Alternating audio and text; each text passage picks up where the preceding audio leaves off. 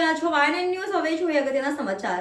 અખિલ ભારતીય વિદ્યાર્થી પરિષદ MS university arts ફેકલ્ટીમાં ચાલી રહેલી પ્રવેશ પ્રક્રિયા અત્યંત ધીમી અને જૂના મેરિટ લિસ્ટમાં નામ હતું, પરંતુ નવા લિસ્ટમાં નામ નથી તે વિદ્યાર્થી માટે ફેકલ્ટી દ્વારા યોગ્ય નિર્ણય લેવામાં આવે તે બાબતે આવેદનપત્ર આપવામાં આવ્યું. ભારે સૂત્રોચ્ચાર સાથે ફેકલ્ટી ડીન તથા મેનેજમેન્ટને રજૂઆત કરવામાં આવી જલ્દીમાં જલ્દી આનો નિર્ણય લાવે તેવી માંગણી કરી હતી. Reporter Rahul Rajput, YNN news, Vadodara.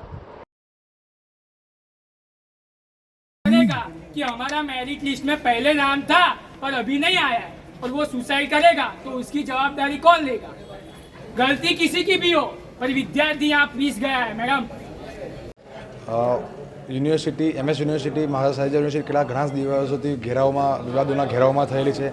એક કોમર્સનો વિષય જ્યારે પતે છે ત્યારબાદ આર્ટ્સ ફેકલ્ટી માટે અખિલ ભારતીય વિદ્યાર્થી પરિષદ દ્વારા ગઈકાલે પણ આવેદનપત્ર આપવામાં આવ્યું હતું. આજે ઉગ્ર રજૂઆત કરવામાં આવી છે. મુખ્ય વિષય એ છે કે જે પહેલા લિસ્ટમાં નામ હતા અને બીજા લિસ્ટમાં નામ નથી, તો એમાં કોનો વાંક છે એ કોઈને ખબર નથી. તંત્ર દ્વારા કહેવામાં આવે છે કે આ પ્રોબ્લેમ અમારો નથી, તો મેરિટ લિસ્ટ કોણ બનાવે છે? તો મેરિટ લિસ્ટ જ્યારે બહાર પડે છે અને ડિલીટ થાય છે, નવું અપડેટ થાય છે, એ જે પણ વિષય હોય પણ એમાં વિદ્યાર્થીને હેરાનગતિ છે. તો EVPની માંગ એટલી જ છે કે જેટલા પણ વિદ્યાર્થીઓનું નામ પહેલાં આવી ગયા હતા વિદ્યાર્થીઓનું શું એ માટે યોગ્ય નિર્ણય લેવામાં આવે અને શક્ય બને તો એ લોકોના એડમિશન થવા જ જોઈએ. તો મેડમ દ્વારા એ કહેવામાં આવ્યું છે કે એ લોકોના એડમિશન સેકન્ડ રાઉન્ડમાં થશે. તો વિદ્યાર્થી પરિષદની માંગ છે કે આ લોકો માટે ઓફિશિયલ જાહેરાત કરવામાં આવે કે જે પણ વિદ્યાર્થીઓ નામ રહી ગયા હતા, પહેલામાં હતા અને બીજામાં નથી, એ લોકોને એડમિશન આપવામાં આવશે એવી માંગ છે BEPની. Subscribe now and press the bell icon. Never miss an update.